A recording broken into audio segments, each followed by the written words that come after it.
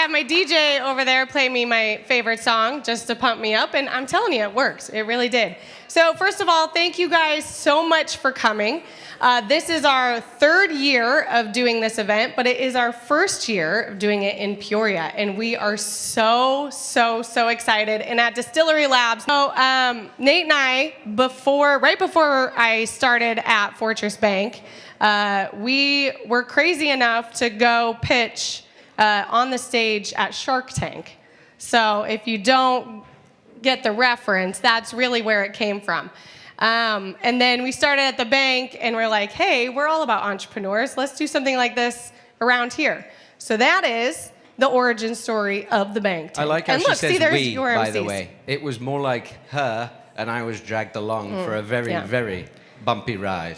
Well, that's also why you got dragged along tonight. Okay, all right, so what do we think? Should we just go ahead and bring up our high school students? I think that works. All right, guys, we're just gonna jump right into it. So every year, we like to showcase students and children who are doing, I mean, are we allowed to say children? You're almost adults now, teens, that are doing amazing things and that are gonna be our next entrepreneurs. So if you guys wanna pop up on the stage, we'd love to highlight you and the business that you're working on. And they told me a little bit about it earlier, and you guys, it sounds so impressive.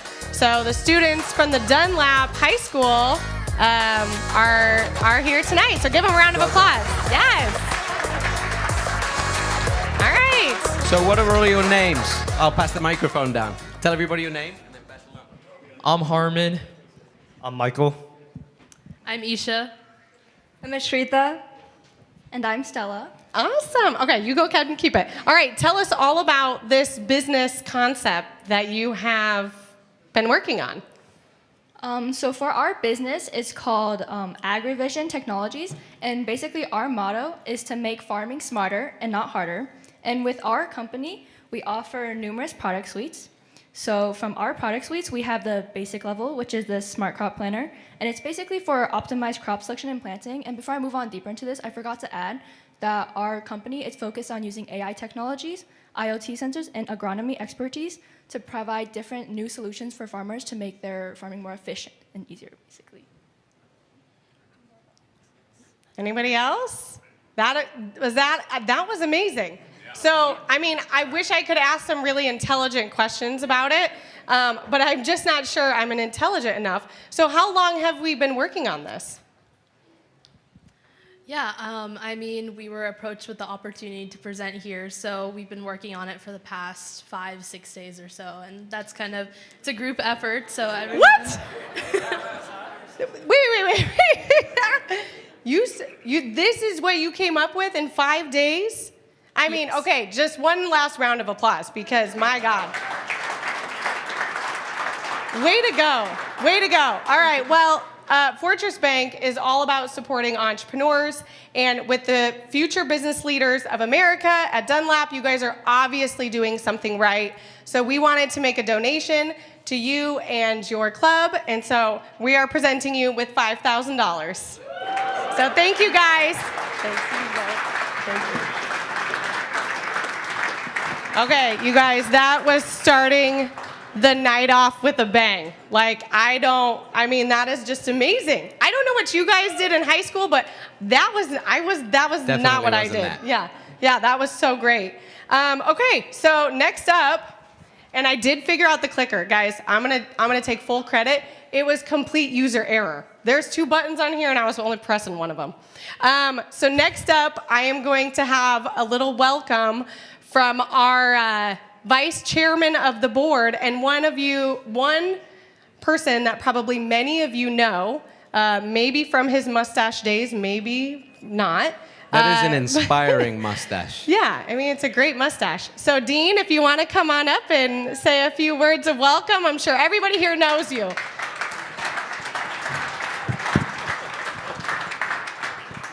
Yeah, that was a while ago.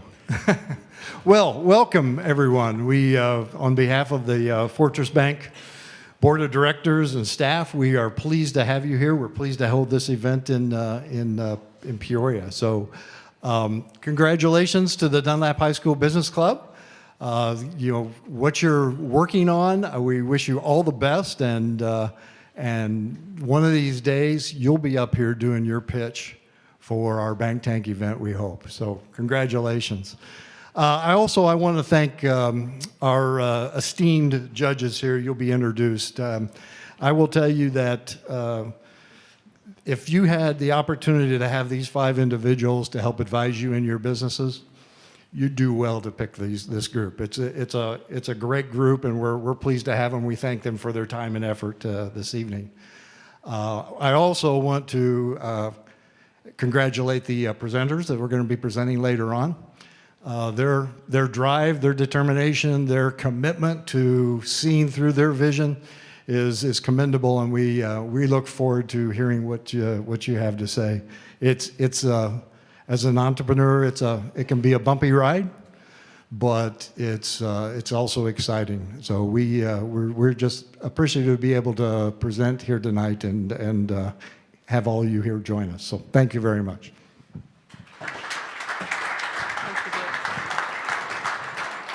All right, thank you so much, Dean. Okay, so just as he mentioned, we have 5 amazing judges. So what I'd love for you guys to do as I introduce you is just maybe stand up, give a little wave to the audience so they can see you. So first up, we have Joe O'Neill, the CEO of G&D Logistics.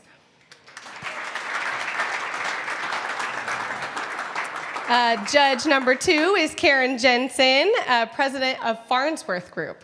I know, I'm sorry, I made it very hard for you to get up. You can just wave. All right.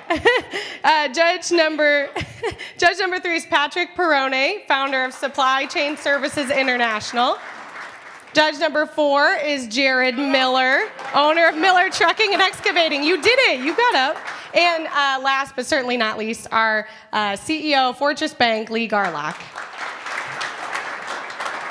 So obviously our thanks go out to the judges for giving up their time this evening. I think they're going to enjoy it with the pitches that we have.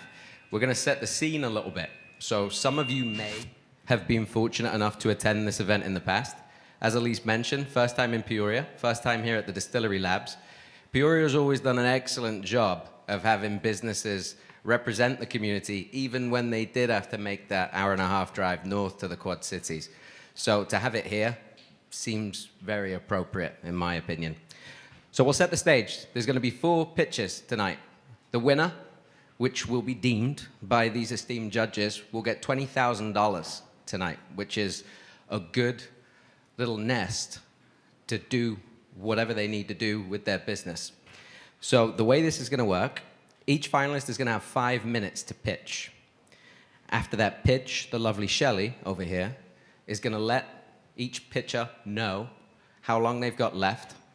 The judge panel here will then have 15 minutes to go back and forth with a question and answer session.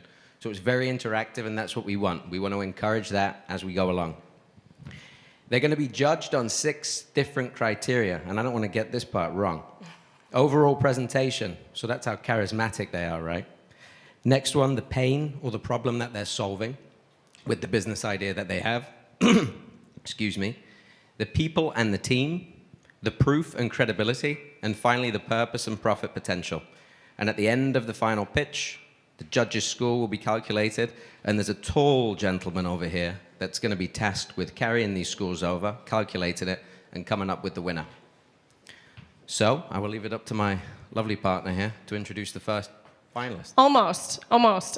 So throughout the night, we'll have some fillers, give people time to do things, judges to judge. So I wanted to do something a little bit fun this year. Usually we read their bios to you, but you have them all in the programs in front of you, and they're very impressive bios, so make sure you read them. But what we've asked of them, which I think was probably harder for each of them to come up with than you maybe thought, is what I like to call their best dinner party story. So those are the things that you talk about when you're out for dinner, and in relation to business. So our first one, I want to just kick off the night with, is from our judge number 1, Joe O'Neill. So it goes like this, and that's literally how he wrote it, is it goes like this. So you know it's going to be good. Back in 2008 or 2009, I attended an investor solicitation meeting for Fortress Bank. I and about 35 other folks sat in a room and listened to a guy by the name of Lee Garlock speak about this bank he wanted to start with millions of dollars of investor money. But Lee wanted to be excruciatingly clear about this. He was also going to put his money where his mouth was. And so went the night. I'll bet he answered upwards of 70 or 80 separate questions on all manner of the bank and its potential for success. All that time, I said nothing, not a word. I just stared at Lee, truly, not kidding, amazed at how exceptionally well-prepared and knowledgeable he was about this investment. However, at some point, I started to squirm in my seat, wanting to ask a question, but not sure that I should. Lee somehow noticed me, the guy manifesting no small measure of angst. And Lee, true to form, dauntless, courageous at all times, decided to ask me what was on my mind. So I asked my question. How long do you intend to stay married to your current wife?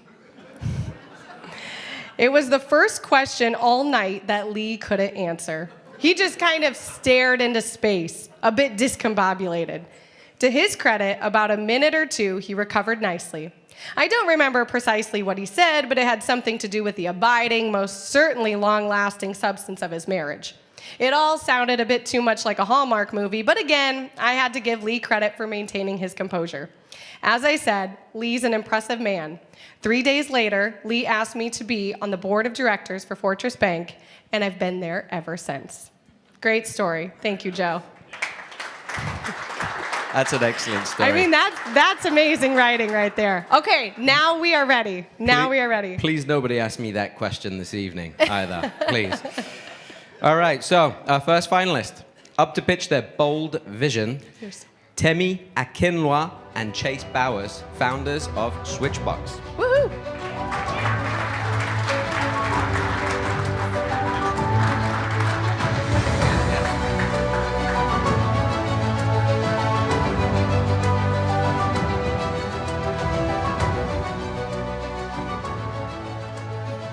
All right, good evening, everyone.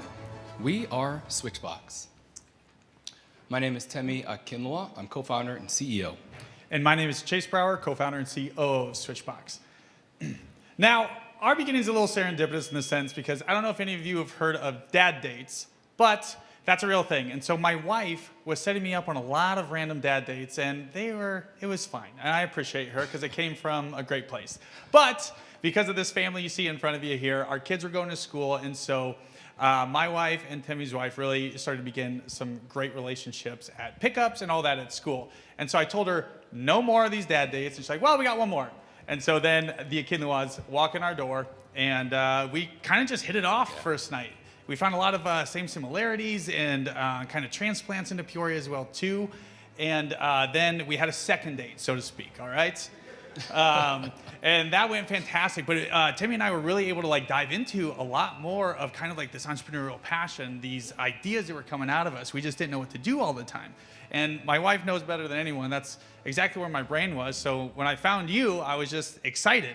So after some drinks that night too, we just decided on every Friday we're gonna start meeting at some library or wherever had a free whiteboard for us to get these ideas out of our head and just on paper and just see if anything's there. And so through these exercises, we actually were reiterating and finding a lot of, kind of this yin and yang, this perfect balance to be able to run through these ideas very quickly to just see if some are plausible, some were too big for us, and then Switchbox. Temi brought Switchbox to the plate.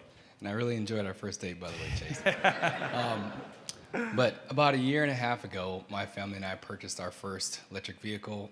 Absolutely loved it, drove it everywhere, even took it to and from a trip to Chicago. And so after draining the battery, took it to charge. You can see I got two lovely children there who are growing, and they love to eat, especially in the car. And apparently, driving back from Chicago, we went through an earthquake because they completely trashed the back. So after taking it to the charging station, knew I had some downtime, figured I'd use it to clean up the back. So as I go, cleaning up the trash and chips and Cheerios, and I went to go throw it away, I realized that there wasn't a garbage can anywhere close. And then, looking at the crumbs in between the cracks and crevices, I was thinking, man, it'd be really nice if I had a vacuum cleaner. Oh, by the way, there's this sticky stuff on the seat. It'd be great if I had some wet wipes or something to help clean that up. And that's where the seed for Switchbox was planted. So did you know that EV owners spend 27.5 minutes on average at the fastest chargers on the market, okay? This can be a long time, especially for new EV owners. And on top of that, many charging stations have very few amenities and scarce resources. So what you'll find is that owners spend most of that time in their car, maybe on their phone, or maybe like me, looking to use that time productively, but with very little option. So we set out to do something about that. Introducing Switchbox, the service while you charge solution. So what we've done is taken current technology that's already out there and developed a self-service kiosk that offers both physical equipment and digital services to bring value and productivity to this 27.5 minutes of downtime. Now, within a year, we've developed phase 1, which you see here, and it's going to be piloted at a brand new EV charging site that we had to bring to North Peoria here in Q2 of this year. Now, how does it work? Very simple. Scan the QR code, park plug in, scan the QR code, and for this box, you'll see the services that are available and just scroll through and see which ones best fit what you're looking for there. Now, Timmy's going to talk about what products we're offering and where we're going here. Yeah, thank you, Chase. So in this first phase, we're going to be hyper-focused on validating our minimum viable product, from talking with customers to telling us we can do this with equipment rental, right? Think vacuums that you saw Chase use, tire inflators, those types of things. And then in phase 2, these same customers are also telling us that they'd like to see supplies, right? Windshield wiper fluid, wipes, those types of things. We'll also explore digital ads during that phase as well. And then in phase 3, we want to be a platform. We want to be a local hub for businesses to get services delivered to your car while you're charged. Think about grocery shopping while you're charging, or having food delivered while you're charging. And then in phase 4, that's where it gets interesting. We want to integrate our technology with charging stations themselves. And here's why. Imagine you have a gas station that just sold gas, okay? Now imagine across the street, you had a gas station that also had convenience. Which would you be inclined to use?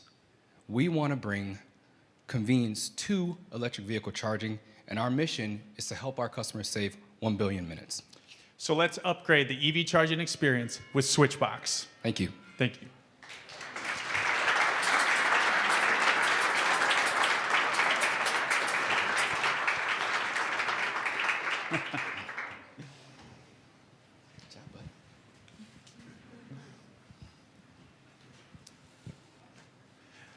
No need to go too fast. I know we answered all your questions. That's fantastic. I did a little recon, and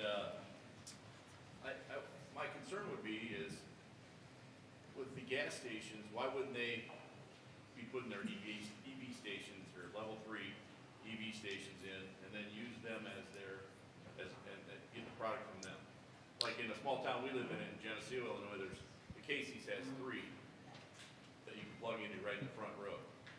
So then you go from there, you go in the store, you get your stuff you need. That's one of my concerns. No, that's a great point, Jared. And we see gas stations installing EV chargers today. But if you think about it, there's a ton of charging stations today that don't have any of those amenities. And even for gas stations, have you ever used the tire inflators there? Okay, but a lot of times they're broken. They don't work. There's still some services that we can provide that they can't offer. We like to call the Switchbox a platform, right? Whatever you can put or think to put in that box, we can provide. A great question, yeah. And a lot of that equipment, to what Demi was saying too, a lot of that equipment's always broken. And so when we actually start putting the equipment in the user's hands, because we have their credit card when they charge, so when they break it or if it's kind of their fault, but when you leave the equipment, tire inflators and all that out to the elements, it's broken, and I've done it a million times where you're driving to 3 different gas stations trying to find some air. Yeah. That was another one of my concerns is how are you going to maintain the equipment running, because a guy like Lee pulls up, doesn't know how to use it, breaks it, and puts it back in there. Yeah. The next guy is kind of screwed. Yeah, that's a fantastic question, and that's what we've kind of iterated, because really on the EV charging stations, they've gone very autonomous. That's why nobody's there, obviously, and so that's been kind of a revolving idea with this whole platform. And so what we're going to utilize is the gig economy that's really untapped in these areas, but far more than we even perceive. Because a lot of the users for charging stations, if they can scan that and just make an extra $5 or $10 to take out the trash, service the equipment, even if we put kind of a work order on one of them, we can say this vacuum needs checked, and they can take pictures and all this stuff for $5. They're already there charging, paying to charge. Why not give them an extra $5? Yeah. Point. Yeah. What's your break-even point size? How much of the stations you need to be breaking even, and how much capital do you need to get to that point? Yes. Our goal for phase 1 is going to be 10. Each one of these units is $10,000 right now, and that's purchasing one of one. But with our quick revenue model and conservative numbers, we're looking at making $19,000 a year, and that's a quick one. $5 per rental, 2 rentals per hour, again being conservative. We live in the 8 hours per day is when the heavy use time at the charging stations are. So we're not even using the full 24 hours. And then 8 months out of the year because we're in the Midwest and we're trying to be conservative and we understand seasonality. So if we can make $19,000 off one box, it's 123% ROI, including operating expenses. And that's just phase 1 with equipment rental, right? When we expand to phase 2, we're looking at offering digital advertising, looking at making money from affiliate marketing, those types of things. So what size are you shooting for to be breaking even? How many of that do you need? So with one unit, we can break even in less than a year. That includes the cost of the system and operating costs. Yep. Okay. 0.63 of a year. Okay, please. Yep. Okay. Thank you for the question. I'll go next. Good job, guys. Oh, thank you. Nice presentation. Thank you. So Appreciate you have a prototype. Yes. And this is the model. This would be an exact model of what you'd be. This is what's being launched at the new EV charging station. This model right here. And how far along are you? Do you have prototypes out there now, or is this? Do you have one? This is the first. working? Yes. Yes. How's the feedback so far? Well, so So this is the only one that hasn't gone live on the. yes, Oh, correct. correct. Yeah. Well, then that's a premature question. You know, but to your point, though, we have gone out and spoken with customers at EV sites. Actually, funny story, you know, Chase and I went to Hy-Vee. He has a Rivian. We parked, popped the hood. We had vacuums, and we were talking to customers, you know, asking them, you know, what would you do during this time? You know, is there anything that you'd like to see that would help your charging experience? And that's how we settled on vacuums. That's how we settled on this price point. So we got some really positive feedback and excitement for customers, you know, who would love to see some services like this. And I saw they also gave you $2,500 last September. Yeah, yeah. That's nice. Yeah, They thank you. didn't give it to us. We had to We had to earn that. in a similar event like this. So they have positive thoughts about the Yeah, product. yeah, absolutely. Yeah, and to that too, we were the only pre-rev company that actually won out of that whole Yeah. competition there too. Good. So I had a question, just logistically. Is there one box per charging station, or is it per 10, or how? And then kind of a follow-up, how are you gonna, you said the gig economy, are those gonna be individuals that you hire and that you charge with the maintenance and the upkeep and logistics of making that happen? Yeah, maybe just start with the first question. And Chase, jump in here when you get the chance. So it depends on the size of the charging station. So, you know, different charging stations have a different number of chargers. We're going to learn, you know, what the right ratio is, but you can have multiple switch boxes at one charging station. And then in reference to your other question, I'm sorry, could you repeat that?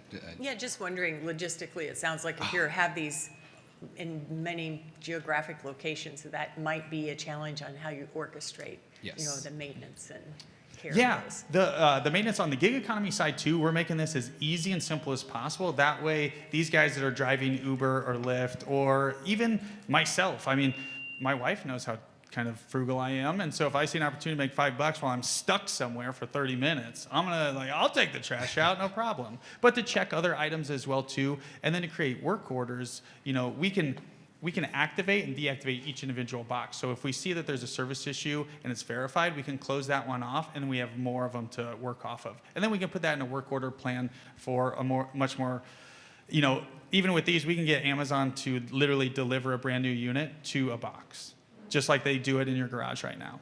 So we can get that equipment delivered. And so, because our main goal is to really cut out the overhead here and to be that autonomy that the EV charging stations have really pioneered. And maybe just to add on to that, we're also exploring the franchise model, right? So imagine someone owning, a subset of 5 or 10 for a particular region. That allows them to leverage our processes and procedures to manage their local switch boxes. Take the maintenance and load off of us, but allows them to do that remotely, and we'll be the middleman for that. So I got how the hell are you going to get permission to put your switch box on site? I mean, a lot of these are at grocery stores, Walmarts. They're otherwise, pretty large global companies. Are you just going to walk in and set it down? Do you have to have permission? I mean, how are you going to do that? We've tried, no. Okay.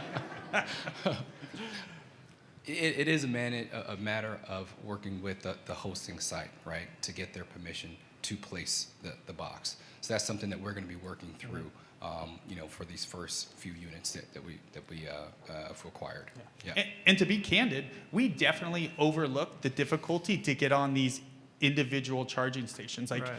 it's not a huge conglomeration that owns each individual one. Right. Like these Tesla stations are, have a deal with Hy-Vee, right? And we've, going through the different directors at Hy-Vee too, they love the concept. Yeah. We're just having a main difficulty getting to the guy that runs all of the Central Illinois ones. Yeah. And so they had all these questions like, can you measure this? We have no idea how much money we're making off these charging stations because we see people there, they're not coming in. Yeah. So we have a huge value add to this, but we just need to do it in this one or in this region per se. But we did underestimate how hard it would be to get on individually owned sites. And that is our major hurdle right now. Yeah. Okay. I'm really not that bright, so I'm going to ask some stupid questions. But so a lot of these EV owners tend to be cafe latte kind of folks, those kind of dudes. You're talking about us. Okay. So are you going to sell any, for lack of a better term, discount coupons? I mean, obviously it would be electronically, but Starbucks, I'm going to buy $25 worth of Starbucks coffee for $20. I mean, can you do that at this station? Absolutely. That's the plan, right? The vision is to partner with companies to get more business, right? We want the Switchbox to help bring business to the surrounding area. Right. So that's the plan. We'll have a digital screen for the second version of our model where they can run advertisements, QR codes will drive traffic to their website. But absolutely, to answer your question. Yeah, I'm all about the electronic side of this. The equipment side of this scares the hell out of me. I don't know how you're going to keep it going. Yeah. But so my final question, I won't monopolize this, is to the equipment side, you got to have a guy, a gal, somebody go out there and look at the stuff. Yeah. I mean, is he going to have one maintenance person per 50 square miles? I mean, how does that even work? That's back to the gig economy there itself too. While they can scan a QR code, which we'll implement later, because we want to do this within region, so it's in our control now while we go through customer reiterations here. Yeah. But if someone's charging, they can, hey, want some work, or picture that and scan here. And then they can scan it, and then we can just put a simple work order in, like, can you verify this vacuum is working? Mm-hmm. And they can say yes, no, take a picture, and these platforms are already created. They do a lot more complicated things than that, like mount your TV and all this stuff. And so if we just do that to verify that a piece of equipment isn't working or that it just needed a filter put in correctly or something, I don't know. They can verify and validate that, and then we can actually just, again, order from Amazon, put the new unit in there and have them just pull and just tell the gig worker, please throw away, thank you, here's your $5. So you're simply going to, and rather than repair it, you're just going to replace? Yes, we've built this model so that the equipment needs, so it's a lower scale equipment cost because we can buy these in mass. The unit itself is much more expensive because much more capital intensive, but the equipment inside is a little bit more replaceable because of how fast it makes its money back. Okay. Thank you. Those are good answers. Yeah. Thank you. Lee, come on. You can do this again. No, so the product itself is designed to be its own kiosk adjacent or the proximity of the charging stations? Correct. Yeah. And not part of the actual charging station itself? That's correct. Okay. Until we get to phase 4. Yes. Okay. Yeah. Thank you. Build the box for you. So it's a company called Lock It Go. They're out of Montreal in Canada, but their manufacturing comes out of China.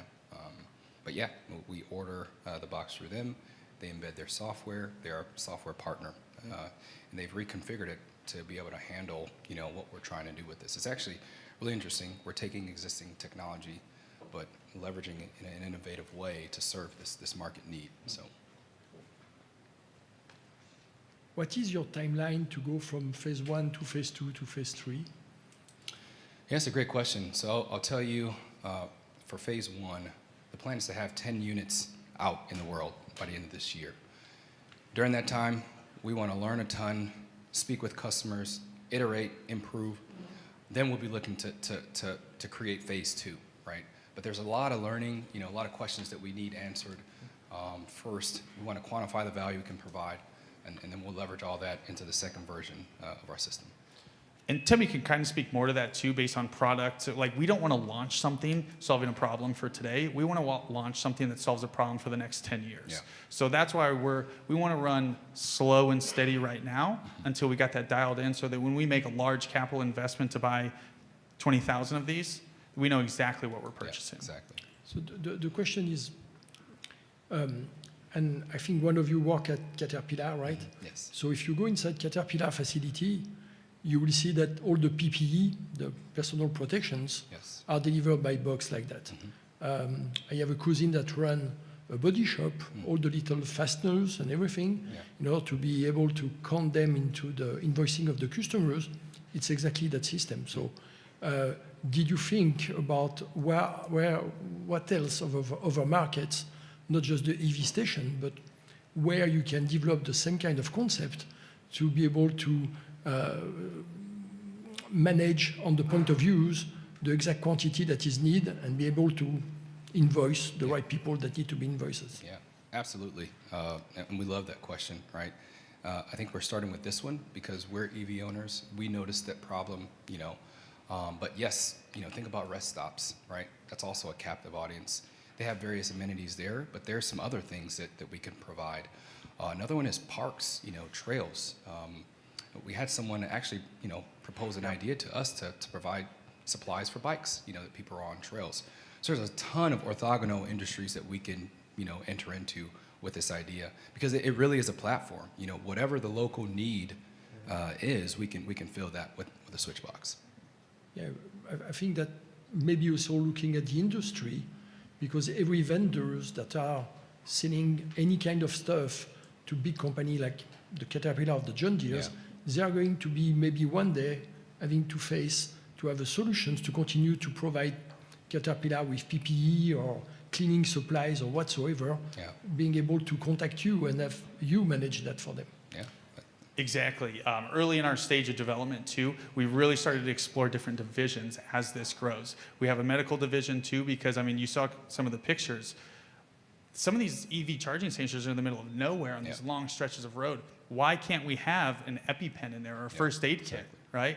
And that's where we really want to hit some of these different divisions, the construction and major mining divisions, an easy one to enter because we can deploy these, very quickly and easily, and then put proper PPE and equipment needed in there. Guys, I got to give you credit. You passed one of the tests, and that's been able to translate what Patrick just asked.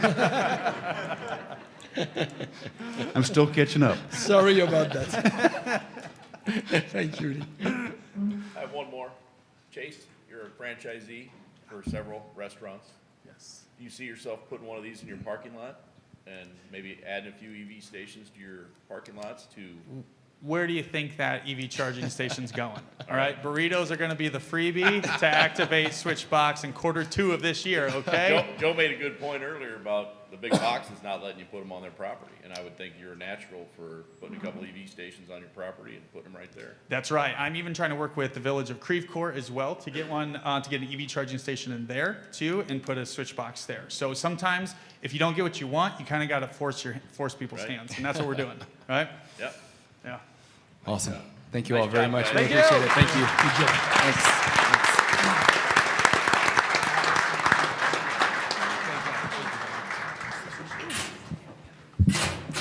Wow. Oh, yeah, we got a Gentlemen, chef even those. closing the doors as well. Excellent. All right, great job, you guys.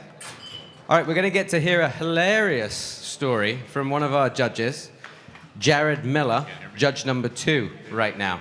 I'm going to do my best American impersonation of how this is going to be recited. Yeah, no. No, I'm not.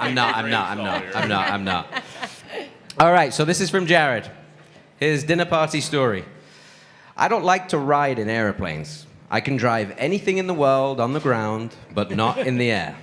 Airplane riding has always bothered me, so my brother and our wives were invited by a large customer of ours to go to a show in Las Vegas and have dinner with a group of them beforehand. So we booked flights. And at the time, my kids were young, and I didn't want to orphan them if something went wrong, so my wife and I took separate flights.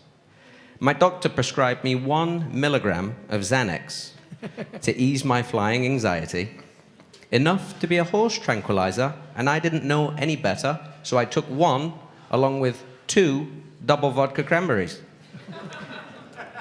I got to Vegas first by an hour and was lying on a bench in the airport when my wife and brother walked up, drool coming out of my mouth, embarrassing. The client's limo picked us up and took us to the hotel, waited for us while we checked in, and then took us to dinner to meet them. I'll never forget the client's wives asking if I was okay while we sat there, and me in a state of Xanny coma, at a loss for words. I'm never at a loss for words. They still make fun of me to this day. No more Xannies for me. True. That's a great story. Jared, just so you know, that is a story that would 100% happen to me. Oh, so I laughed out loud Horrific. many times. Okay, all right, who's ready for our next finalist? Are you guys ready up here, actually? Yes, you guys are. Are the judges? Keith? Or do I have to fill? Okay, so this is where I would normally put in jokes. Didn't I? I used to put in jokes. I love jokes. Sweet Mary. But I thought, oh, this is our 3rd year. I'm not gonna need jokes. It'll be fine. We thought this would be a well-oiled machine. It started off like a well-oiled machine You guys, tonight as well, that didn't clicker thing was 100% my fault. Just so my AV guys know, I had everybody else test it, just not me. So, are we up? Are we good? All right. Okay, all right, one more time. Who's ready for the next finalist? All right. All right, next up, let me introduce to you Nick Malouf and Ben Holman, owners of My Recovery Spa.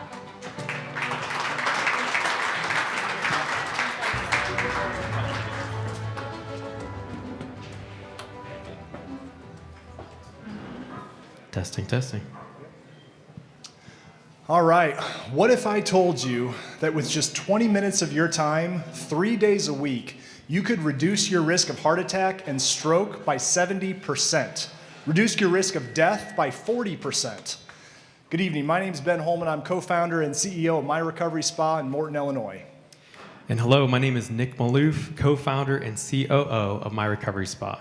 Tonight, we are excited to share with you how My Recovery Spa is transforming wellness in Central Illinois. Let me take you back to fall of 2022. I'm deployed in Iraq with the Army. I'm pushing my body physically and mentally every day. Now, despite being a physician assistant in orthopedic surgery for nearly 20 years and training right, eating right, my body was still breaking down.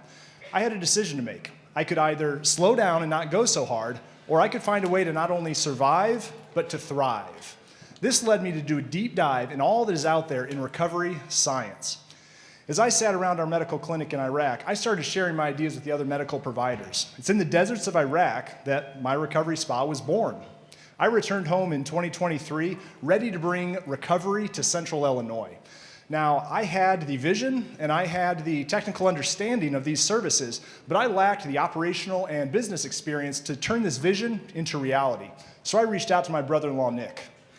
I will have to admit, when Ben first reached out to me about this business idea, I was the biggest skeptic. I did not see this working out at all. Now, envision this. Ben and I are in his living room. My kids and his kids are running around like crazy, and he's trying to pitch this business idea to me. So again, I was not a believer, but I was so wrong. Little did I know that something amazing was going to happen. My best friend's wife is 30, active, she has 2 kids, and autoimmune disease.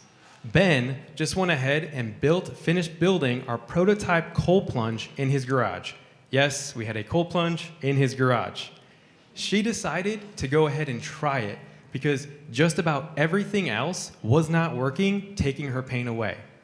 That's when I realized, when she started to come out of the cold plunge and the pain was leaving, that we were not just creating a business. No, we were creating a lifeline towards recovery. Let me share about my 7-year-old neighbor. She is so sweet. She suffers from inflammation, joint pain, and for years, just really quick, she has been using a red light device like this. It would take her nearly all day to do a treatment. That's when I discovered, hey, if we're gonna be providing recovery services, it needed to be efficient, on your schedule, and it also needed to be able to be on your time. So I am proud to say that at my recovery spa, we are taking this problem and taking it head on. We are now providing on-demand recovery. What used to take my neighbor an entire day for treatment, we are now providing larger, more powerful red light panels that take her 10 minutes to complete, giving her back precious time. Today, we offer 5 scientifically proven recovery modalities: custom cold plunge, traditional saunas, red light therapy paired with whole body vibration plates, as well as therapeutic hot tubs. Now, I could give you all the nerdy details of exactly how all these things work, but I could tell you how they reduce inflammation, how they improve muscle soreness, how they reduce pain and reduce stress, and they do those things. But I think more powerful than a scientific study is hearing from our early customers. We have a busy mom who says her visits to my recovery spa are the best investment that she's made in herself. We have another who's battling rheumatoid arthritis without medication and saying her visits are needed and appreciated. So yes, this is a business, but these are more than testimonials. These are our customers who are seeing relief. So let's talk about the on-demand recovery. This was a critical piece to the puzzle. We wanted to make sure that we are providing recovery services, so we have an app that you can go ahead and tap, book, recover, that quick. We opened our doors December 2nd, 2024. We're boasting a 98% customer retention rate. In Central Illinois, we have approximately 200,000 customers, primely located right off the interstate in Morton. And we recently got approved for our customers to be able to use their HSAs and FSAs to pay for their memberships. Judges, we wanted to invite you to take the cold plunge with us. Please help us give us the green light on our red light, and let's sauna our way to transform wellness in Central Illinois. Thank you so much.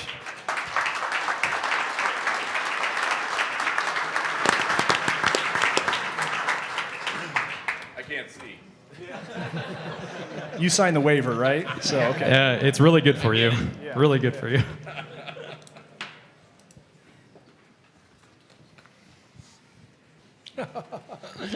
Okay. I had a question about your target markets.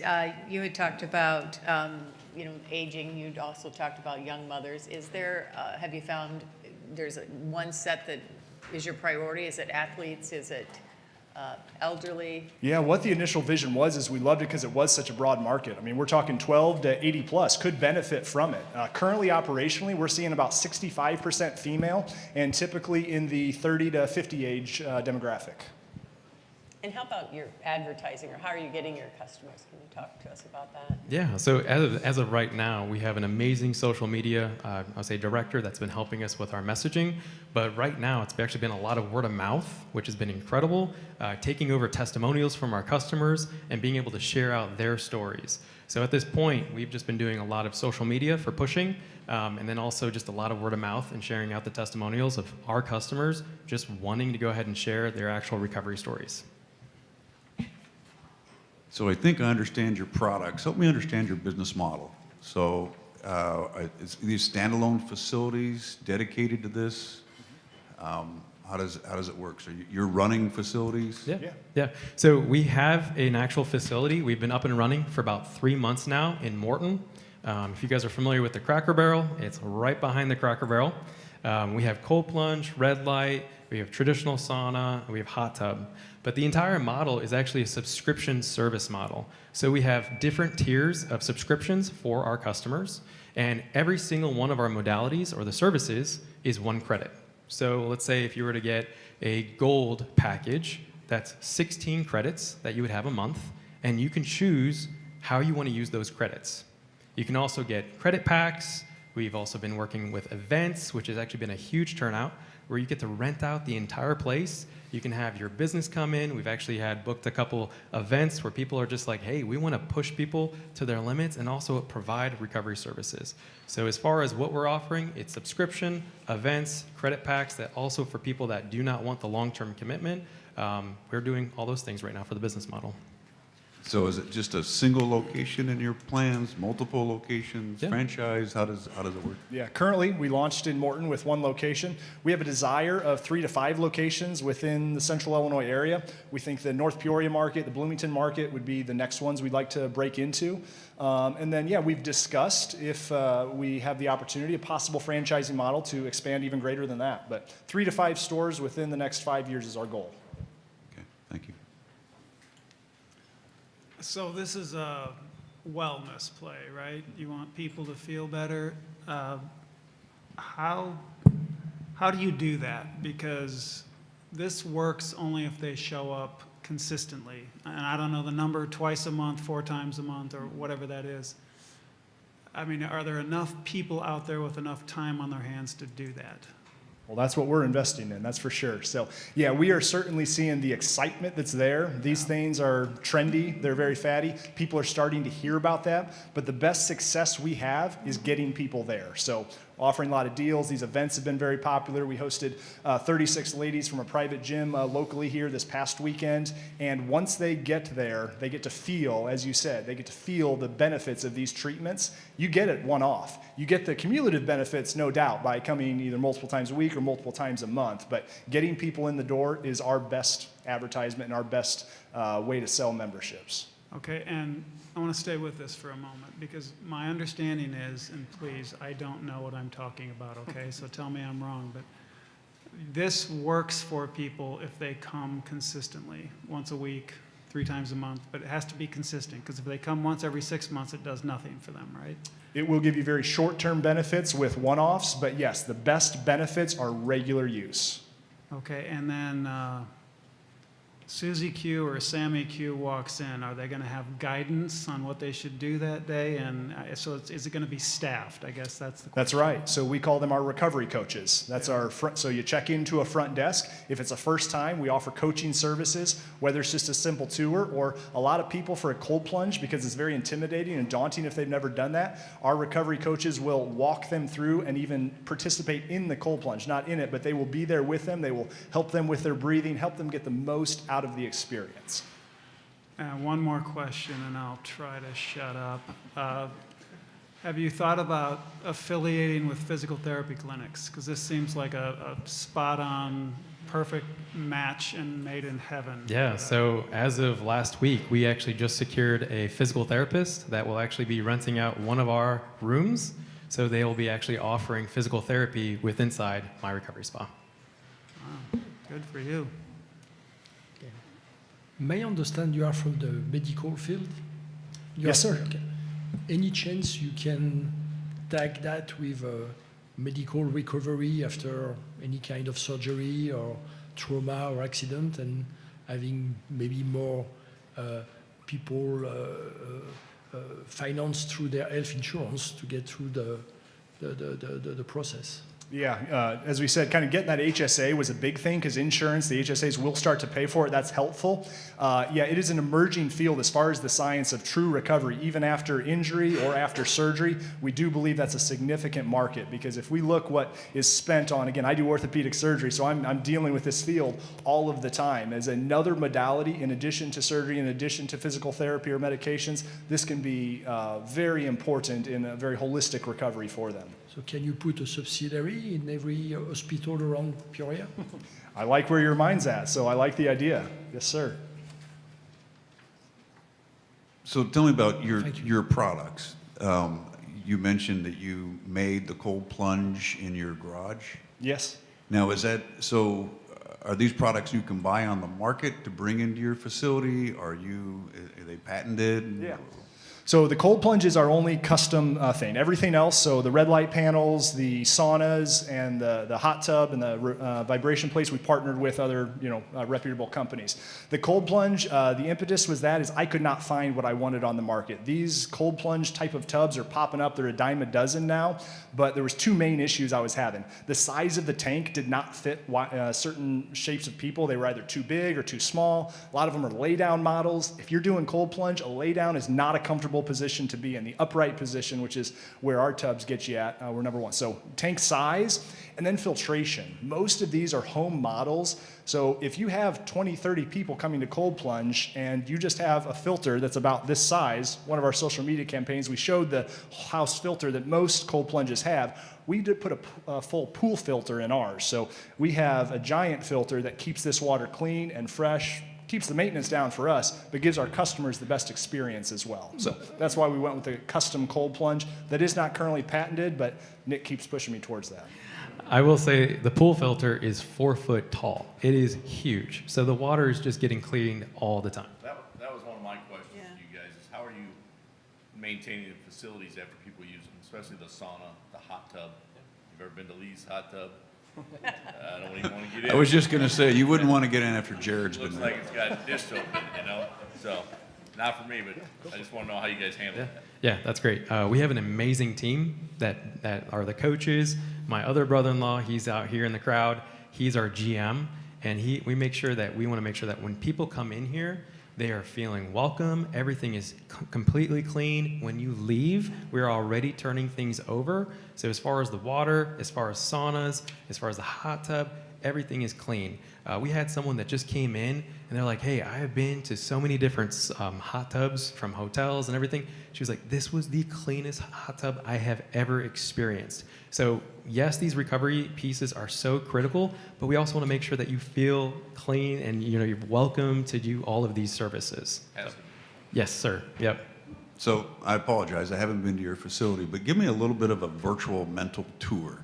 Are these individual rooms? How much square footage would your facility be? So our building's 3,200 square feet. So we can scroll through the video. So right there. So that's our entryway. So you'll come to the front desk. You'll be greeted by one of our recovery coaches, and then you'll be shown through the back door. So we have 10 individual treatment rooms. So they're in one room. There's one cold plunge. The room next to it, there's a second cold plunge. This is not group therapy time. You get your own individual space.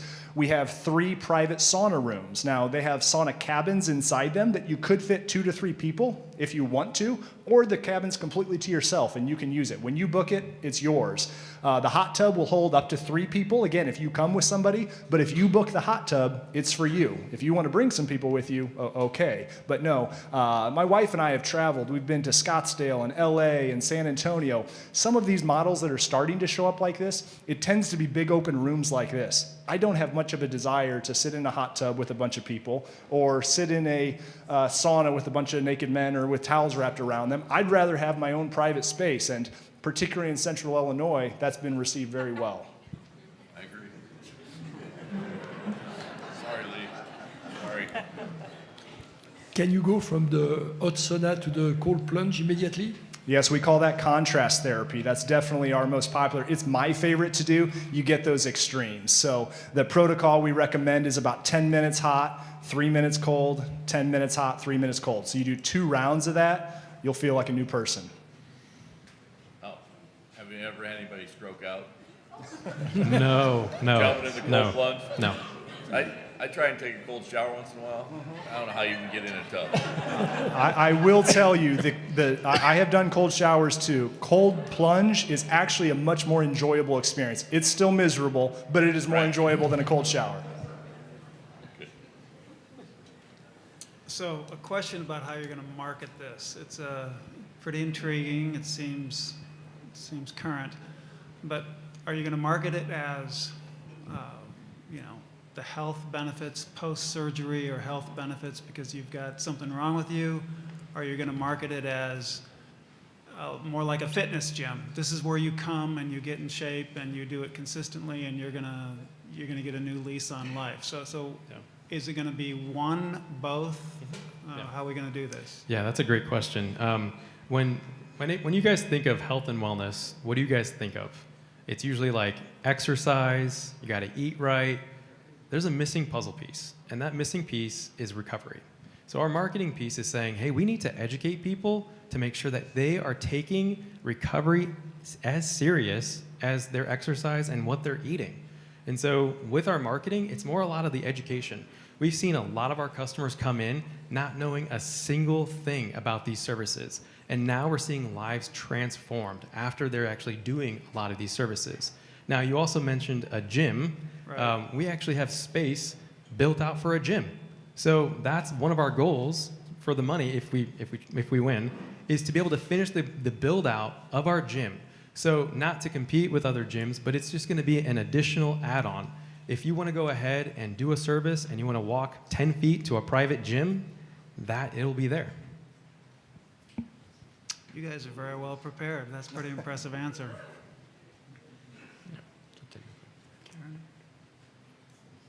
And you mentioned that you are going to have physical therapy too? Yes, she'll be starting April 7th. Yep, we have her booked and she's ready to start. Oh, very impressive. To that point, it seems like you're pretty successful of your own accord. You're doing well. I mean, are you actually seeking investor money, or do you just want to be recognized? Well, there are things we still want to accomplish, right? So this is the base model. As we said, we have desire to finish a build out. We don't have capital currently for that for the gym. There are other services that we would like to add. So physical therapy we're adding, possibly a masseuse. That's been a popular request.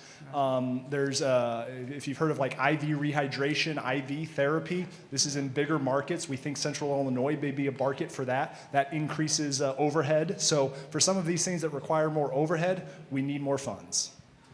Okay, and by the way, are you guys making any damn money? I mean, how's that working?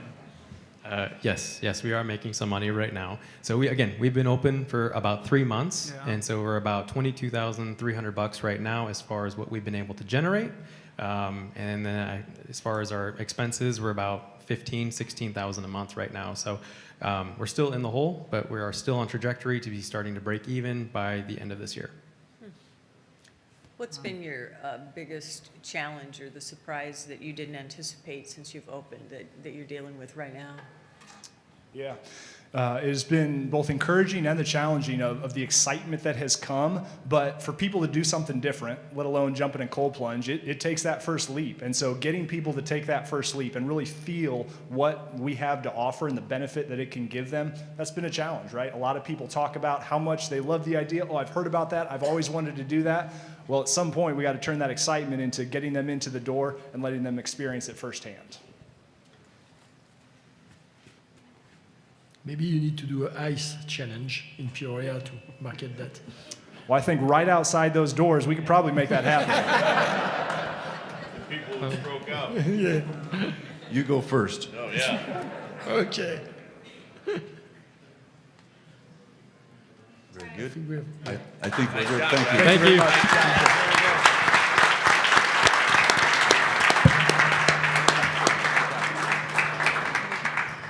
All right, speaking of recovery, you're all entitled to some liquid recovery now for about 15 minutes. So please help yourself at the bar. They did refill the wine over here on the right-hand side. So please help yourself. 15 minutes on the clock and we'll be back for the third pitch.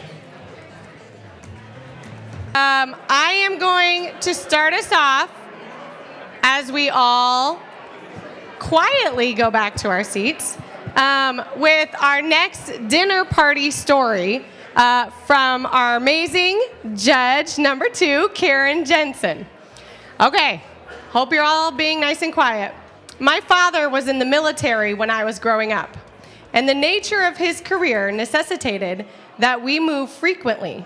Because of that, every year or so, I would live in a new neighborhood, go to a different school, make new friends, My family was always adjusting to a different location and learning the ropes. Because that's how I grew up, adjusting to a new environment and adapting to change became normal for me. I believe this gave me a purposeful perspective and a valuable foundation for my future. Change, evolution, and progression became an integral part of my life, and I learned to embrace it. This perspective helped me see different possibilities and recognize opportunities when they were presented. I certainly learned the importance of getting involved right away and making a contribution without hesitation or delay, because opportunities and environments are always changing. Growing up, I really didn't envision a career in the engineering field. In fact, I always thought I might become a doctor or a veterinarian, which I bet you would have been really good at. I didn't have a clear vision for my career when deciding options for college, but I had a high school counselor. Isn't that so great, high school? Where's our Dunlap crew? High school counselors, high school teachers are the best, who suggested that an engineering curriculum might be of interest, given my aptitude scores in math and science. Once I got into the general curriculum, I knew the civil engineering option was best for me. And now you're president of Farnsworth Group. So thank you so much for your amazing story, Karen. Okay, I have one more thank you before we get to our next finalist, and that is for the host of the Distillery Labs for us here tonight. They have been so amazing, so I'd like to bring up the executive director. Some of you might know, some of you might not, the lovely Doug Cruitt. Thank you, Elyce. Thank you all for being here. I'm curious, how many of you, this is your first time here? Wow. Love that. Welcome. We are here for you. Distillery Labs, we are an innovation hub. We are a community. We are an ecosystem. We are part of something much bigger than any one person, company, organization, city, region, or even state. We are in existence to make things like tonight happen. So we have programs. We have a beautiful facility.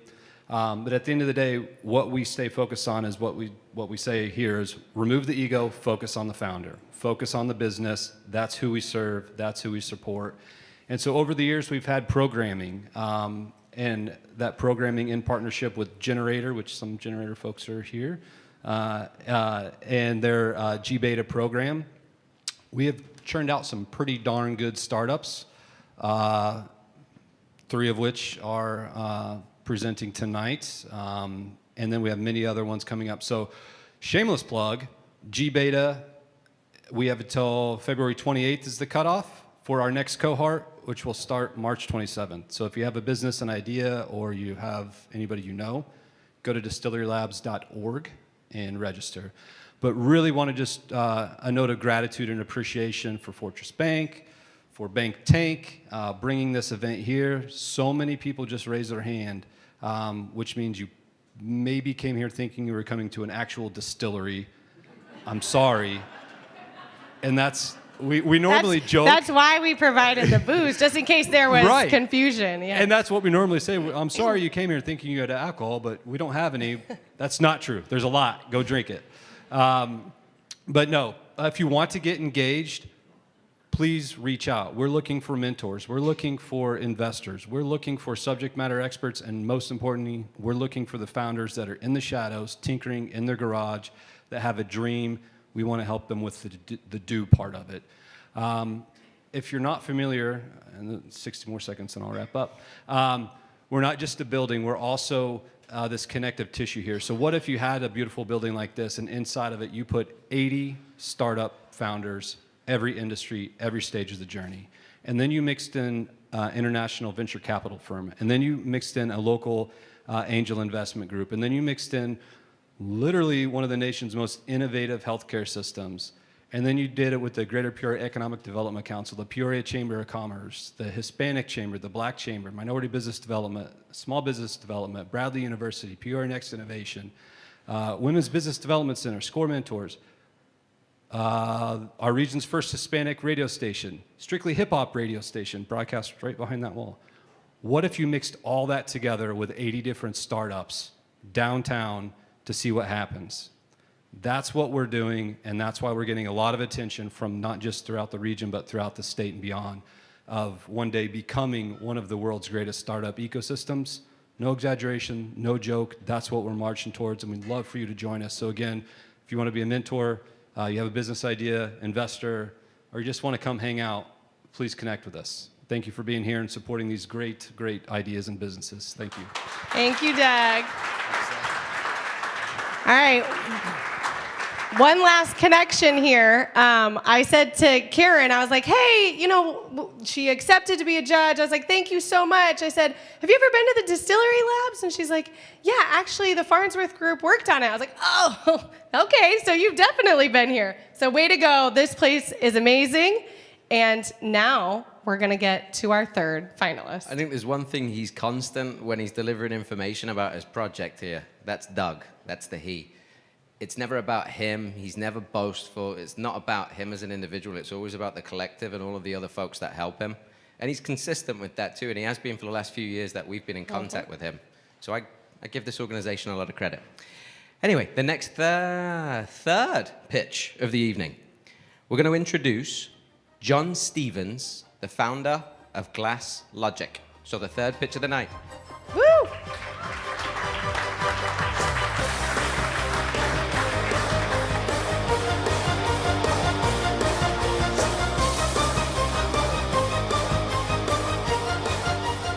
Wow, like this is a beautiful crowd right here. So thanks for coming out tonight. I am John Stevens from Glass Logic Software. And if I came out to the crowd tonight and sat in a chair next to somebody that I didn't know, I can guarantee you that in 3 hours being next to you, that I would get to know you really well. And if you doubt that at all, ask somebody in this room that knows about me. So I appreciate you all coming out tonight. My story is a little bit different than the preceding two. We had, when I was 18 years old, of course, everybody thinks, I grew up in Central Illinois, and everybody thinks, what are you going to do with the rest of your life? And I'm like, I have no idea. I'm 18 years old, right? And so I decided to go to college and major in computer science.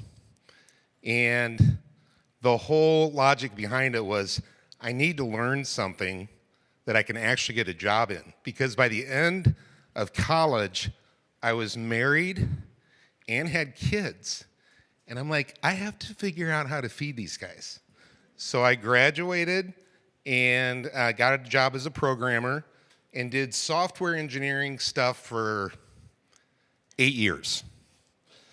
And then I get a call from the family business. Back here, we were in Chicago and St. Louis at the time, and we own, as a family, we own Stevens Auto Glass. So we're in Peoria, Pekin, Decatur, and Bloomington Normal. And when I came back, everybody was like, hey, we don't have any software that really works well, and our whole process is so cumbersome that we're just trying to figure it out. And I said, you come up with a design, and I can program it for you. So anyhow, along with selling glass, I was writing software. That's kind of an unheard of combination today. But anyhow, I was doing both, wrote the software. We rolled it out to just our own stores because we were just selfishly going to use it for ourselves. Well, then we started getting calls from other companies in the area and in the Midwest said, hey, we heard you wrote something. Could we use it too? Anyhow, that's how Glass Logic really started. This is my family, the Stevens family. My oldest son just got married in June, and this is a picture from his wedding. So this is really the whole reason I moved back. The problem was, like I said, a cumbersome process in the office. We didn't know how to solve it, and we came up with several windows in this Windows system called Glass Logic and solved the problem. It's really niche software. It's built for auto glass owners and operators like ourselves to operate their business and do it in a simple fashion. Our business-to-business revenue model Changed drastically in 23 when we took over a company called GlassComp in Morton, Illinois, that does all the claims processing for the auto glass insurance market. The beauty of this, it's fully scalable. We have a full solution. If somebody in Seattle calls me tomorrow and says, hey, I need a solution for my auto glass business, we can do it for them. We've had great traction. This year we're in the process of actually taking care of $11 million worth of auto glass claims. Our North America lower 48 market's about 500 million. The Canada, Mexico, and everything combined is about 1 billion. And our total addressable market in an international perspective is $2 billion. I'm John Stevens, the CEO and visionary. Kathy, Kelly, and Tyson are my staff that they help out with the insurance claims and the development of the software as well. So what is so beautiful about the business of software? The great thing about software is that once it works, you can sell it an unlimited number of times with almost no cost. What would I do if you judges said, hey, we'll give you the $20,000? I would work on our software as a service rollout and artificial intelligence enhancements. Thank you so much.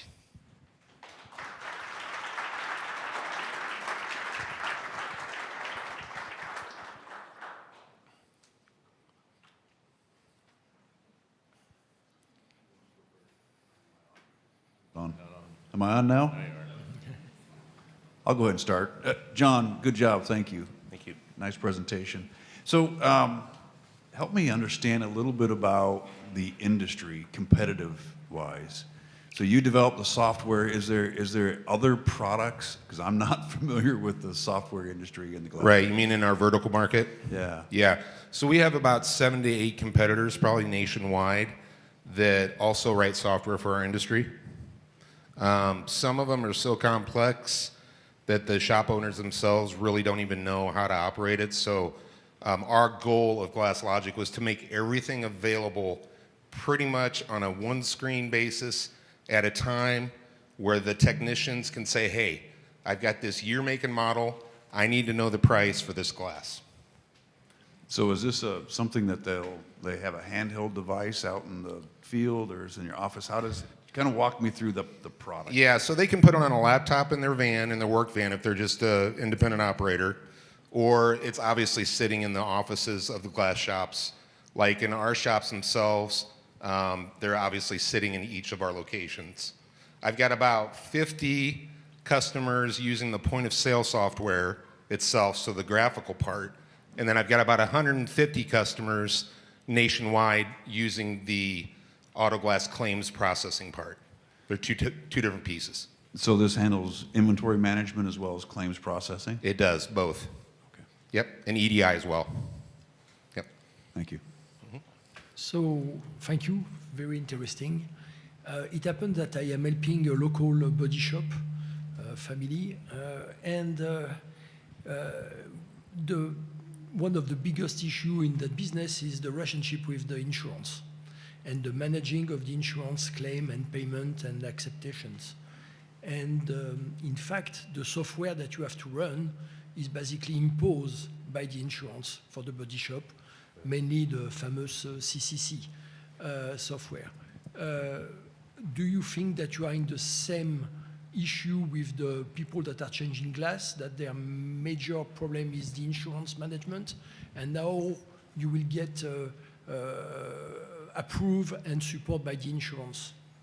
Yeah, so I would say the main issue with the insurance industry is in auto glass, along with like the healthcare, dental care, whatever, they are continually controlling the pricing, but we have to get more creative on our side with the cost, and the software itself helps that whole process because we know the exact pricing of everything that's available out there on the market. We have like 5 browsers running.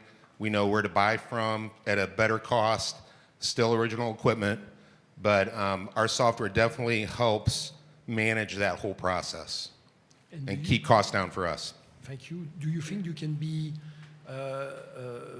sponsored by the insurance company that will ask glass company to use your system? Yeah, so really the beauty of the second piece of software that we just acquired in 23 is that we can actually sell that software service to the State Farms, the Country Insurance, the Allstates of the world, to actually be their processing network. SafeLight has a really strong control on that network right now as far as the whole nation, and they also have a great control of the retail locations. They have about 7,100 locations, and so they have a lot of control, and so we're trying to break some of that control and get to have better relationships with the insurance companies themselves. Thank you. John, this is very interesting. Could you help us understand a little bit more about the transformation of the additional investment and what that would do for you as to have software as a service and artificial intelligence? Yeah. So that's a great question. So really, a year and a half ago, I had no idea that any of this was here. Okay, so we're running GlassLogic. We've got a nice little software company. It's making it's making like 50,000. We bought the other company. Now it's making like 120, 130,000. It's fine. It was great, So then ran into Distillery, and they're like, well, why don't you do this? And why don't you scale it across the nation and even internationally eventually, which is a crazy thought. But so a lot of that is about artificial intelligence now. And so the primary goal of my 20,000 from Fortress would be, how can I use that to really learn about how we can incorporate AI, I know it's a buzzword, but it's true, into our own software.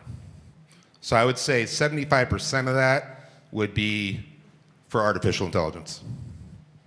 And just as a follow-up to that, if you did have those enhancements, and your team is relatively small, and I would assume that going out and marketing software as a service might take on a little bit of additional resources, or is that done digitally, or what are your thoughts there? It would, and definitely there's, even like in this ecosystem that Doug was talking about, the whole thing about it is there's so many people that are willing to invest in something that really makes sense and is scalable and is already making money and is a viable business, and software it has crazy opportunity. It does. It really does. So venture capital could get involved.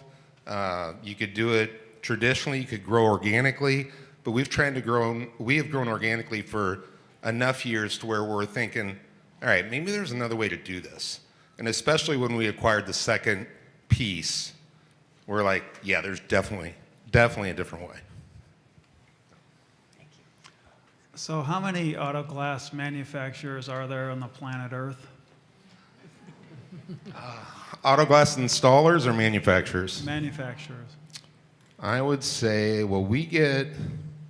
I would say a solid 15 to 20 that we can buy from at any one time. Okay, so Susie, the installer, she's fixing a Tesla, because we were talking about EVs earlier tonight. And she wants to install a new windshield on the Tesla.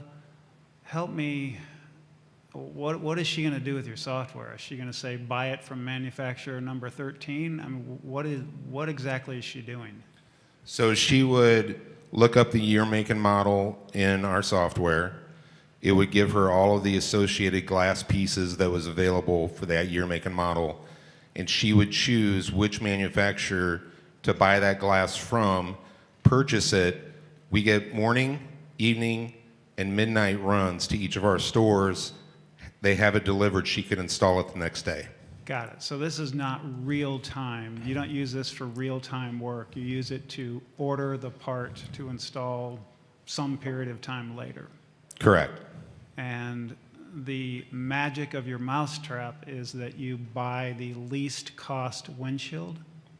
The lowest cost windshield, but the magic of the software is really that it takes the complexity of an actual auto glass operation and simplifies it to the point where a technician can come in and use our software to create the order. So we have our whole business flow running through our software, all the way from the phone call that you get from the initial customer to the actual reimbursement of the claim into our accounts however many days later. Wow. So it's got an accounting function as well. Correct. It has receivables as well. Okay, and your only significant competitor is, what'd you say, SafeLight? As far as the network, you mean? As far as this kind of application of software. I would say SafeLight's got their own homegrown system. Yeah. They're not really a competitor for the actual point of sale software, but for the network itself, SafeLight controls everything. So the second part that I was talking about with the auto glass, Right. claims that you could sell to insurance companies, SafeLight has a very strong hold on that right now. I would like to take a small percentage of that. Got it. Thank you. They have 7,100 locations. Stevens has 4. Got it. Got it. How does Susie make the connection with the insurance company then? Or does the insurance company dictate what piece of glass goes back in that car? So the insurance company sends us a work order, and they basically tell us what they need for that job. The struggle right now for glass providers is it used to be, if we thought it was a fair price, we could install it for the fair price. Well, now insurance companies can come in and say, hey, you can do the job, but we're going to take 65% off the list. And that is how deep some of the discounts are. Thank you.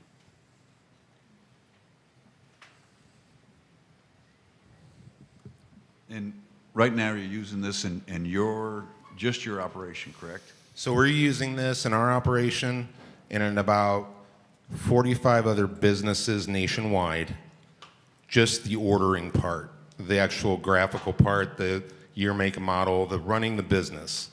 The claims process itself, I have about 150 customers nationwide, along with those 50 that just use our software for just the claims part itself. They have another one of my competitors in that vertical where they use to actually put in the order. So help me understand the revenue stream. So you're charging them flat fees, per use fees? How does Yeah, so the revenue stream is a licensing stream. Annually, every year, we get basically a rental fee for our software, each seat, which is each PC that it's sitting on. And then we also take a percentage of the total claims that are coming through. So like this year, we'll take a certain percentage of that $11 million that's coming through our system for the processing of the claim, so we get paid. Thank you. When Elyce called a few weeks ago, she was like, hey, you got chosen for the Final Four. I'm like, really? She said, yeah. And I said, you know what? I need to go to the dentist and make sure I have happy teeth so when I'm up front, I can smile at everybody. So I went and got happy teeth this week. Okay. So your cost structure is minimal. I mean, it's you, and you said you have a couple of assistants? My cost structure is very minimal. That's what's so beautiful about it. It's crazy. Like, for us to expand our brick and mortar Stevens Auto Glass locations, it's great. Don't get me wrong. I mean, I've raised my family on it. It's a good deal. But software, all I have is basically the salary of the developers, and I do have to pay for some of the pricing data for the actual vehicles themselves, so I know how much to charge. Other than that, that's my only cost. I mean, we do have we have an office, so we have, rental space and all that, but yeah. So what's your vision for your end game? Just be a software? Well, I really salesman, I didn't know. I love Stevens because I love to go out and visit with people, and I love that part of it. I love working with my dad. I mean, we have just got a great relationship. my mom always says, you guys get along because you're like me and because Dad's like himself. And I was like, perfect. That's a great combination. So we have a great time with that. We would like to expand Stevens. I mean, we have a plan to expand Stevens Auto Glass as well. Maybe not 7,100 locations, but definitely a few more. And then the software, that's what I'm trying to figure out. Like that's the beauty, like what Doug talked about. That's the whole beauty of distillery. It's the beauty of Bank Tank. It's the beauty of just having connections with venture capitalists. A lot of venture capitalists, you can have a bad name because they're seen as sharks, but they're really not. They're here to invest in your business and really help you grow it. So, yeah, I think the sky's the limit. I really do. And I already have a working revenue model and very low expenses. So it's a deadly combination. It's a great one. So how did you market this software to the 150 customers you have now? I mean, what happened? Did you go visit them? What did you do? So those were already in existence when we bought the company in 23, the claims processing part, but that was grown through just word of mouth. Okay. Yeah. So John, why would a customer come to your software or select your software over the competitors? What's your differentiator? The ease of use. We are definitely a lower cost, lower pricing model than most out there because we're doing that to get basically more seats or more licenses out there. But I would say ease of use overall. And plus, they like working with us because we're the programmers behind it. I'm a programmer. I can sell glass, but I can also throw on, you know, music and code at the same time. I mean, I've got that spread there that I can work with. So they really like that. They like having the programmer available to say, what is the problem? And how are you going to fix it? So that combination. Mm-hmm. It's understandable. Thank you. Thank you. Thank you. Thank you. Thank you. All right, well done, John. Thank you. All right, we're going to be back to the judges now, and this one is from our judge from across the pond. We come from across the pond collectively, but you're from a different part. So, in 2001, my business partner and I realized that in order to continue to develop our French business with Caterpillar, we badly needed US-based local support. As we were deep into developing the startup in France and not all savvy on how to create a business in the USA, we were kind of scared. My business partner had already moved to Peoria under Kat's request while I was running the plant in France. I was in Peoria 1 week every month to continue to develop our critical engines component. So here we are, no clue how to do it, but we needed to have a small warehouse in Peoria in order to manage our own logistics and support our own quality. Renting was so expensive that we decided to buy the cheapest warehouse in Peoria, not located in the best part of town, but very cheap. How to finance it? How to find a CPA, a lawyer? Not a clue. We were introduced to the EDC of Peoria, and I was informed by Mr. Heinzman that it was across the road over here, Kitty Corner. After the first meeting, the EDC walked us down the lobby of the building, right into First Bank of Peoria, and introduced us to the director, Mr. Dean Heinzman. Dean listened to our project and ultimately said yes, finance in the building. Then he introduced us to a potential CPA and a lawyer, all of that in less than an hour.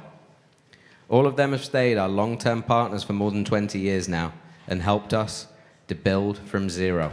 We went from a new business concept with 2 employees to more than 1,000 employees in 27 countries and 4 continents. Pretty impressive. That's a great story. And it really happened where there is OSF. That was there, right? It really happened there, and it was 24 years ago. It was just after mid-February. Thank you, Dean.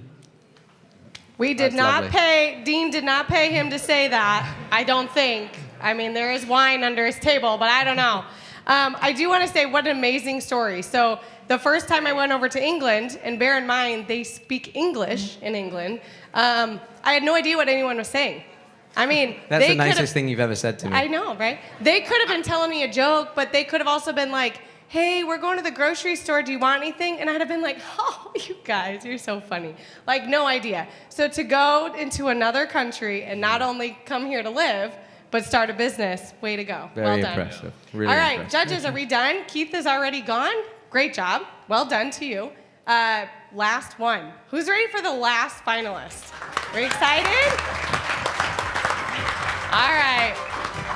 So our final finalist for tonight, I would like to introduce to you Rex Dyer, founder of Ag Defense Systems.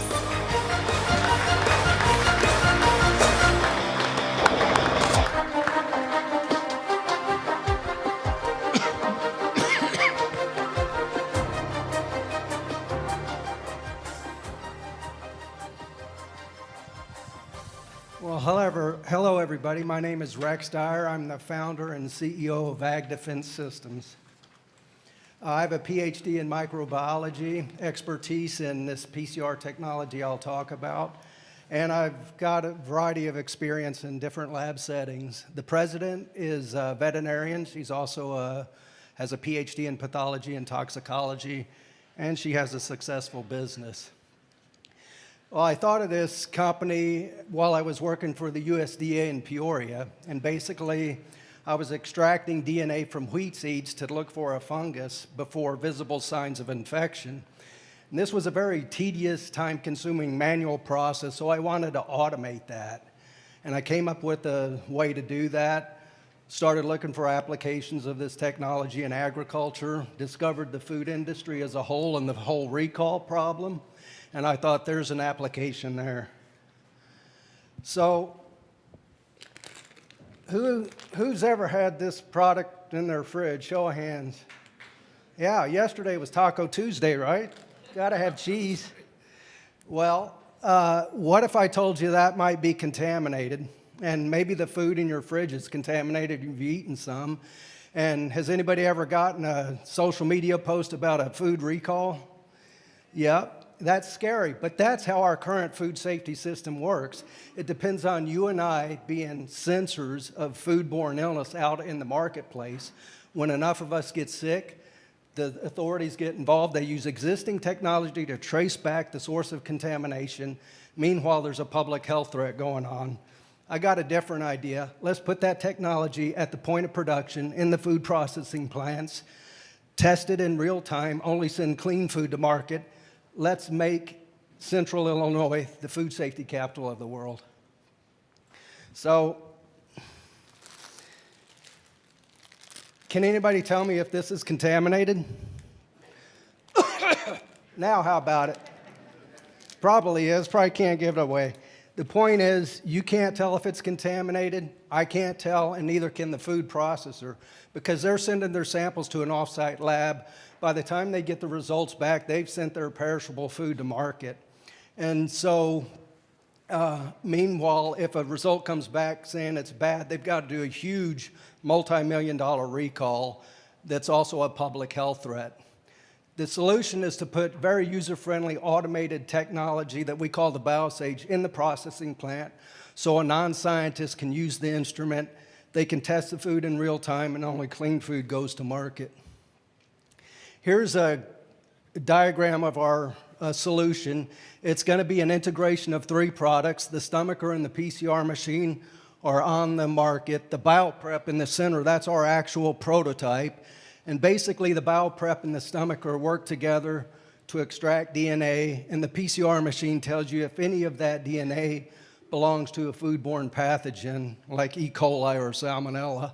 Ultimately, we want to integrate those 3 devices to create the biosage, a turnkey testing solution. In addition to the prototype, we have a couple of patents that took 4 years to get the, I saw the time. Took 4 years to get the patents. We have a couple of collaborations with a couple of companies and a professor down at the U of I. Our sales will be business to business, involving both instrument and reagent sales. The first product will be the BioPrep, that's that automated sample prep.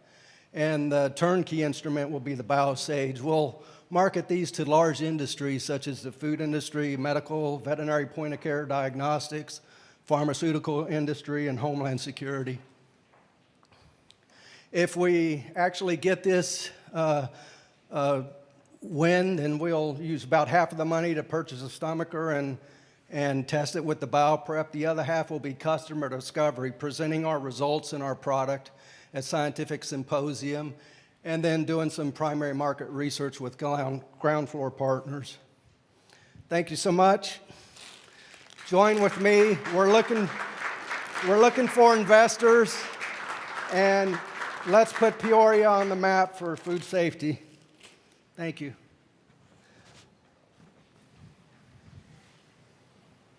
Yes. Thank you. It's very, very interesting. Could you tell us a little bit about the manufacturing of the equipment and your thoughts in that regard? Of the prototype?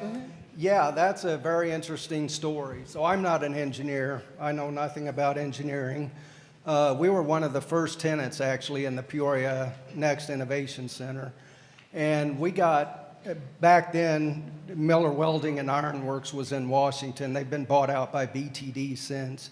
But they developed our first prototype for free with first right of refusal on manufacturing.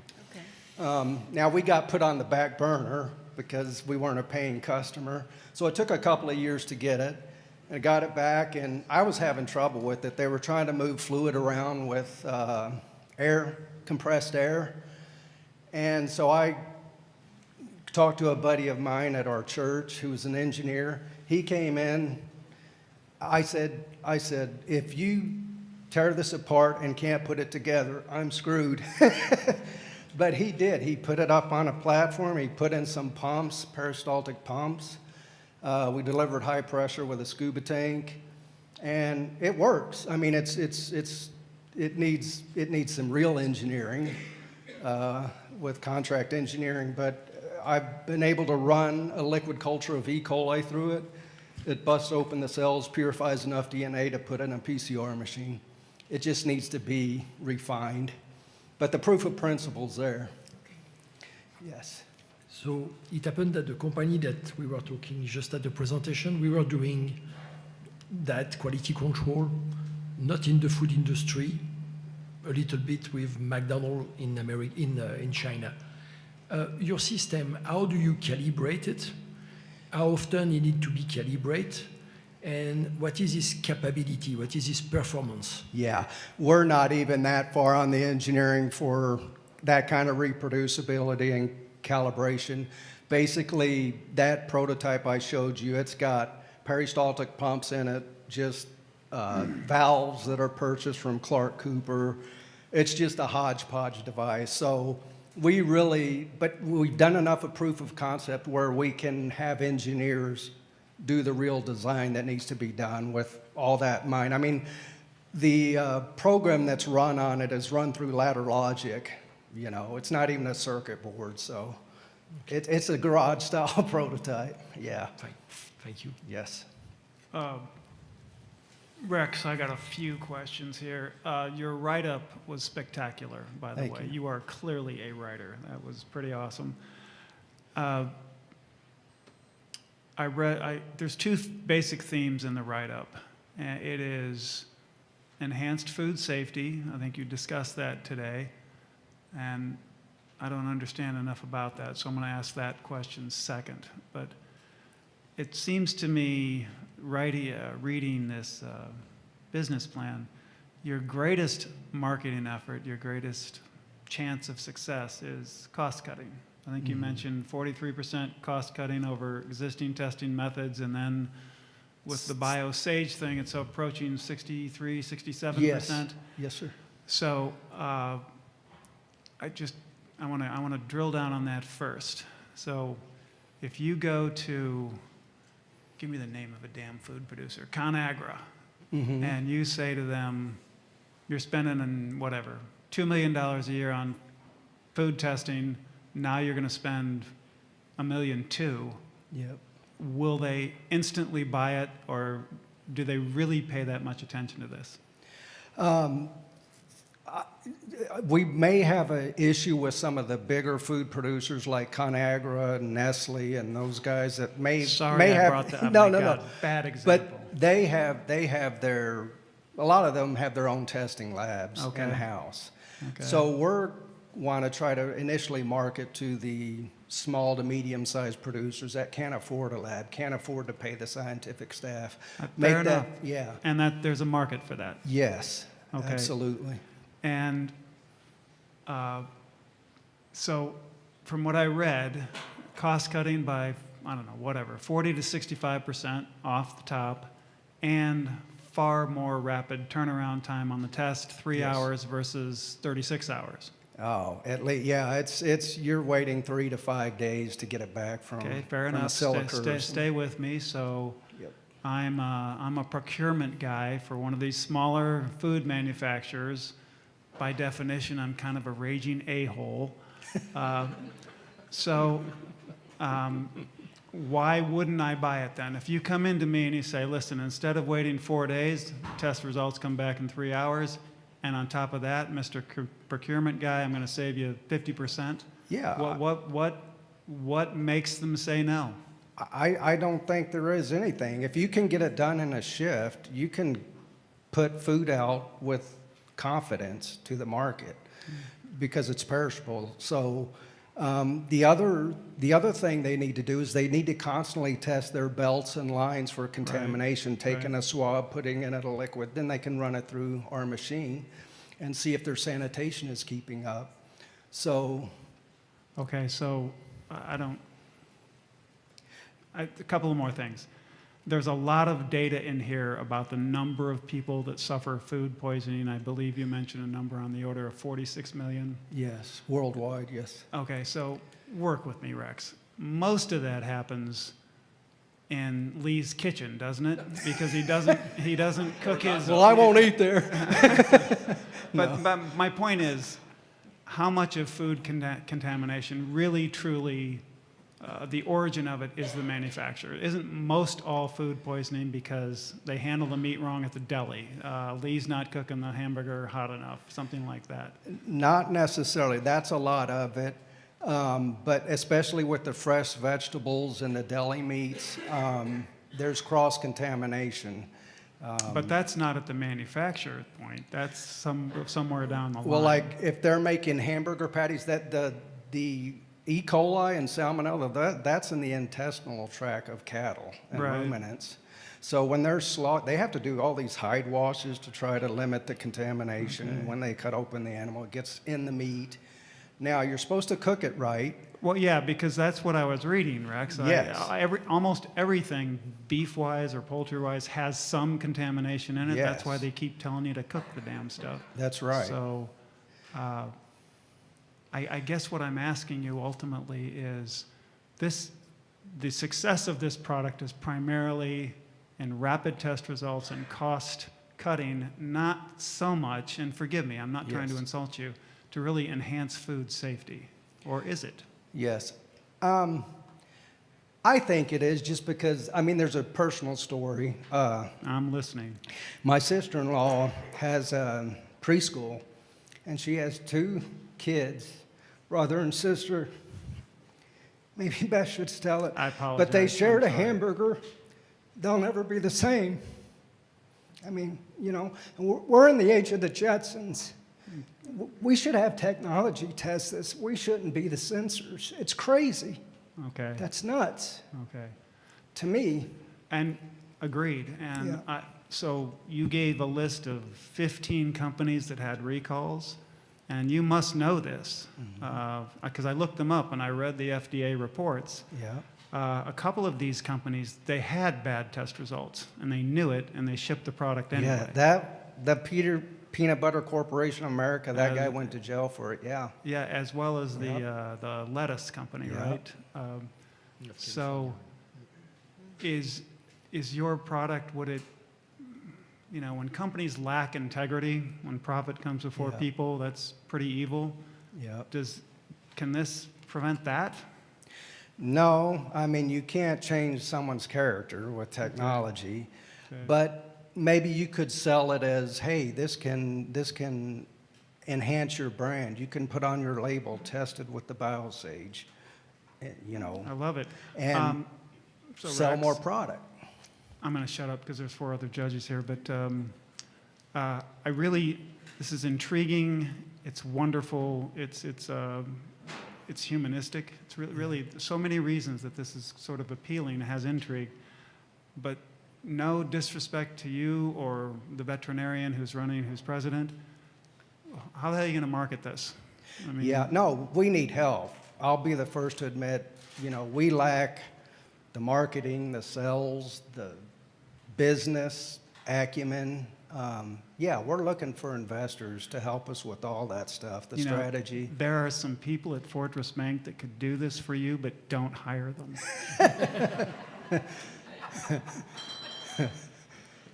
So, Rex, nice presentation, by the way. Thank you.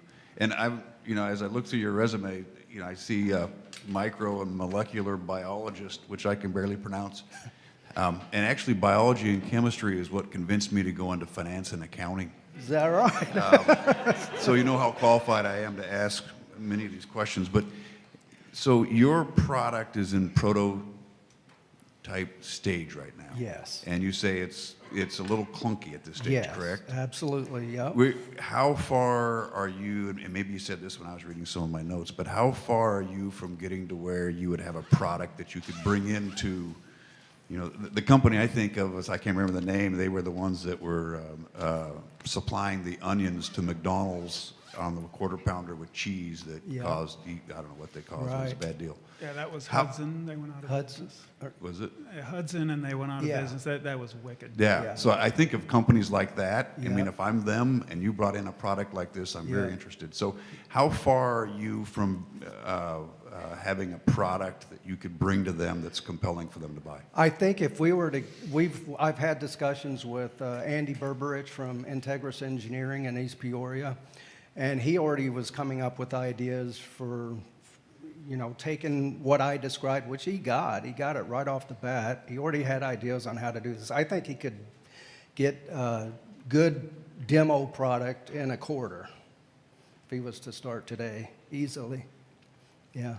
Okay, that's for the sample prep. That's encouraging. We had a company. For the sample prep part. We had a company that presented a couple years ago, and you're talking multiple years before they had something that they could take to market. Yeah, and I have a PCR machine. I bought my own PCR machine, so I could take the sample prep prototype, the PCR machine, and test some food for them. Yeah, demo it. Thank you. Yeah. Rex, nice job. I can tell you're passionate about this. Thank you. So did I read an article in the Peoria Journal-Star back 2007, 2008, and you were working on this? Yeah. Then? Yes. Really? 18 years ago? Yes, and we've done a lot with limited funds. It's been a struggle. I started this company in 2007. My partner started her veterinary business in 2006. So we were in the Peoria Next Innovation Center. We got the business plan going. We got the prototype going. We did some testing on it, got the patents filed, and then I've been working odd jobs and going through iterations of the prototype just to make a living. What are the patents on? They're on the biosage, the whole testing device. And you can't take that to some manufacturer or producer, I should say, and say, hey, work with me on this, maybe I can cut your cost, get some viable it's not capital. So the original, I'll have to tell you, the original prototype I designed, my original thought was to take a food sample, put it in, it's like a motorized mortar and pestle, pump liquid nitrogen in there to hard freeze it, smash it, and make it a very fine powder, and then extract DNA from that powder. That was very difficult to do. So then that's where I thought of the stomacher. The stomacher, what you do is you put your food sample in this tough plastic bag with a liquid. You put it in the stomacher machine, and it's got these paddles that basically massage the outside of the bag. So it displaces organisms from the food to the liquid, and then you take that liquid, run it in our bioprep, and that shoots the liquid through a small orifice under high pressure, busts open the cells, and then we pass that through a DNA purification column. So. I just would think you would get somebody in the last 15 to 18 years, whatever it has been, to bite off and say, this has got longevity, or this has got. Yeah. I think the issue with investors is we look like we're heavy R&D, and a lot's not proven out, and so, but that's the catch-22. We need the money to get over that hurdle, but we can't get the money because we're not far enough along. It's that kind of. So, Rex, one last question, because we got the hand up. Oh. So, Shelley? you know, at Fortress Bank, we often ask this question. It's kind of our tagline. What's your vision? So, is your vision to create this machine and then sell it to a manufacturer, to manufacture it yourself? What's your Like game the plan? exit? Well, I want to remain an inventive company, so we've got ideas to stay in the food industry. We've got ideas for testing for allergens. Protein allergens are a big deal. Chemicals are a big deal. I've got ideas for those products, like melamine and the PFAs and the plastics. But especially with the microorganisms, that can move out to point-of-care diagnostics and medical, veterinary, bioterrorism. The markets are huge. But yeah, I mean, for an exit would be a sell to the company. Somebody will be buying this up for sure. Yeah. Great. Thank you. Yes, thank you.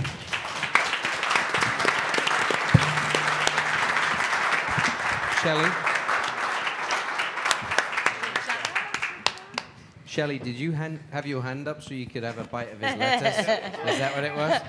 All right, you guys, our finalists, didn't they do just an amazing job? Yeah. One more time for all of our finalists. I mean, look at the amount of prep in this. Rex, my goodness. There we go. All right. Way to go, you guys. And I just want to say something really quick, because being up here is hard, and it's nerve-wracking, and it's crazy.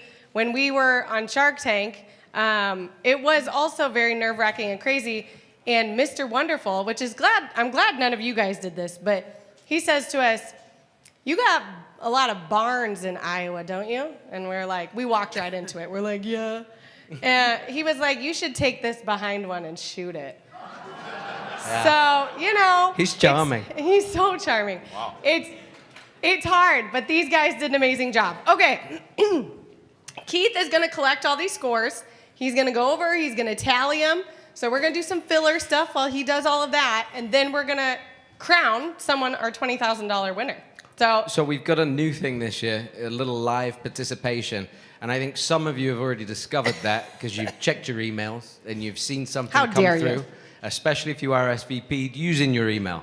So we're going to do almost like a People's Choice Award this evening.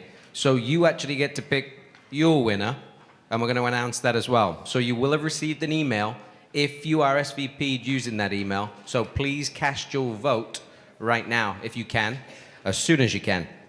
So obviously this is the business that you believe should go home with the $20,000 prize tonight. And this was feedback from the last 2 years. Everybody had their opinions. They're like, we want to say who we want to win. This is your chance. So there you go. Okay, now while we wait, I'm going to give us our final judge's dinner party story, but I'm going to do it in a little bit different way. So our final judge here, judge number 5, Lee Garlock. We've all heard about him tonight, CEO of Fortress Bank. And you know what? This story is going to be a little bit different, so bear with me. So you might be, let's see, where am I? Okay, here we go. So Lee's story is relevant to our next talking point. Fortress Bank has been working on a special initiative that we've brought to life this past year. It's called the 100,000 Cases Club. It's a private business club based on 2 main pillars, which is connections and education. So it's meant to be brought for the busy business owner's life. So you might be wondering what the meaning is behind the name 100,000 Cases. It's a weird name, right? So I'm going to play a 60-second clip for you. from one of our very first What's Your Vision podcast interview. And this clip is what inspired the name for our club, but it is also being used tonight as our judge number 5, Lee Garlock's dinner party story. So Ben, you want to hit it for me? The day we closed, I was basically out of cash. We were into debt as high as I could ever imagine. At the time, a 30-year-old young man. And I went into the beer distributorship the night after we closed, all by myself, and kind of cleaned things up, locked the doors, and I was about to turn off the light, and I just was overwhelmed with stress.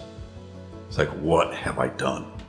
And I remember vividly, I was sitting on a half pallet of beer and looking around in the warehouse, and I started looking, and I realized I was looking at about 100,000 cases of beer. And they were all mine. And technically the banks. Yeah, so it gave me I said, well, at least I've got plenty of beer. But no, I vividly remember that evening and just took a few deep breaths and said, you can do this. You can do this. And went home that night and didn't sleep that well, but got the next way today and got to work. All right, 100,000 cases, right? You get it now. There was 2 name options. It was 100,000 Cases Club or the Oh Shit Club. So we went with the more professional version, but you never know. We might rebrand it. Okay, Nate, you're up to talk about our last filler. The last filler. So we're going to bring a couple of people up that are bank tank veterans at this point, and we're going to get a little update from them. You know exactly who you are in the audience. We have Brandon, Sam, and Dirk. Brandon is one of the founders of ShotHawk. He still has his space down here, right down the hall. Company taking on school shootings. Sam is the owner of Bears Bites, a business taking on the dog treat industry. That was from a couple of years ago. And Dirk is the owner of HVAC Simulator, a company helping to train the HVAC community. Dirk was on last year. So please come up to the stage. All right, give these guys a round of applause. They have been up here on this stage before, so they know all too well what it is like to be up here. So Sam, way to go. You got up here first, so you get to go first. All right, so talk to us about where Bears Bites, because you were the first year, right? 2023. So talk to us about where Bears Bites is now and what's happened since the last time you were on the stage. How much time do I got? You have like 30 seconds. Okay, so 2023, the state of Illinois inducted us into the Illinois Made class for 2023. 2024, we bought a building. Thank you, Fortress Bank, for giving me the money and believing in me. And Jeff for listening to me cry a lot. Also bought equipment. We have already gotten ready to expand again. I took on 3 new huge wholesale accounts. I'm also working with a CBD company, a nationwide CBD company, to make their dog treats. And I just hired somebody. Well, there we go. Quick enough? Brandon, what about you? You had a couple of buddies that were with you on your pitch the last time. So how's the group going? Yeah, Ohm just went to grad school at Northwestern, so he's up there. Our company is spread out across the state. We have a hub at University of Illinois, a hub at Northwestern, and our main hub here. We have a minimum viable product now. We're one software update away, hopefully, from having something that completely works. We have something with a few bugs. You guys are more than welcome to come see it in the hallway afterwards, after we hear the winners and everything, as you kind of roam back throughout the facility here and enjoy conversing. But we've gotten $100,000 in grants, and Fortress has helped us figure out how we need to manage that as well. So big thanks to you guys. And really, we're just kind of navigating the development process and learning how to grow here. We've got 30 units we got to produce for one of our grants, and we're going to have a lot of learning from that. All while graduating as well. What was that? All while graduating school as well, right? Yes, 2 of us have graduated. 2 more still need to graduate. So excellent. And yeah, we'll be looking to likely raise money here later this spring, sometime this summer. So we'll be looking to begin growing after we get the learning lessons we need from this grant that we're doing right now. Excellent. Thank you. Yep. Thank you. All right, Dirk, you're up. You got your 30 seconds. Hit us good. 30 seconds.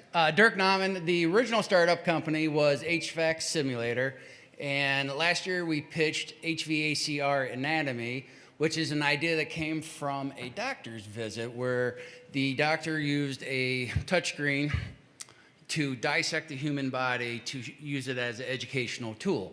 So being in the HVAC business, I said, hey, and I'm into 3D modeling, I started to take that idea. So I stole the idea, it's not an original idea. And now we're gonna launch January 6th, did not happen. We're gonna launch February 14th, did not happen because we had a glitch in a code. And it is fixed, and we're gonna be launching in Las Vegas at a convention, but the idea is now you can take your phone, you can scan an object, and you can dissect it. So we're using it as a means for educational tool to increase mechanical aptitude. Wow, that's really exciting. Thank okay, you guys. You guys, these guys are so amazing. Thank you guys so much for coming up. Thank you for being a part of the Bank Tank history, and we will always be rooting for you. So thank you guys. Congratulations, you guys. All right, we are getting so close. So where are all of my finalists? Where are you all? Because let's get you around the stage here somewhere. Is there anybody back in the green room? Green room? You can hear me, I know it. My voice is loud. Okay, so I don't know if you guys all heard about this, but if Sierra wants to bring it up, we've obviously done a little bit different thing. We did the People's Choice Award. But first, actually, I want you to know that Fortress truly believes in what you guys are doing. You guys are all doing amazing things, and we truly believe that you are going to be successful and that your visions will come true. Right? Okay, thanks, guys. I needed that. It's been a long night. I needed that. Okay, but we just want to say we want to show that support. We know how much work and effort it is to put these on and put all the presentations together, and it takes a lot of time, you guys. So we want to give you each $2,000 to put towards your vision tonight. So thank you. And the People's Choice Award, we're actually going to give an extra $1,000 to. So that People's Choice, which everybody voted for, is, drum roll, My Recovery Spa. Nice job. Way to go, you guys. Okay, great. All right, are we ready? Oh my gosh, we're ready. All right, I'm going to put my stuff down because I don't need that anymore. Is this that part I We're have to ready do for Joy the to the finalists. World? You guys, I'm so excited. All right, can everybody try something with me because Nate thought I was crazy, but I'm not. Who all has seen Christmas Vacation? It's Christmas Hands Vacation, up. right? Yeah, go on. Let's do our best. Drum roll. Nate, you gotta do Joy to the World because it's not gonna be the same if you don't. Joy to the world. The winner of $20,000 in Bank Tank 2025 is Rex Dyer Ag Defense System. All right.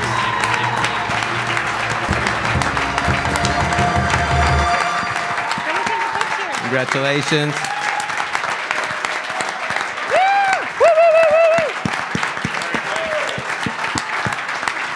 All right, everybody. Remember, when you wake up in the morning, what's your vision? I think the vision could also be some wine. So go and enjoy yourself. We're going to take photos, music. No need to leave. But thank you, everybody, so much for coming. Woo! Thank you, guys. All right, music, Ben, music. Can I cash this? Yes, you can. You can. Lee, do you want to come up and take a picture? Hey, Dean, Keith, you want to come up and take a picture?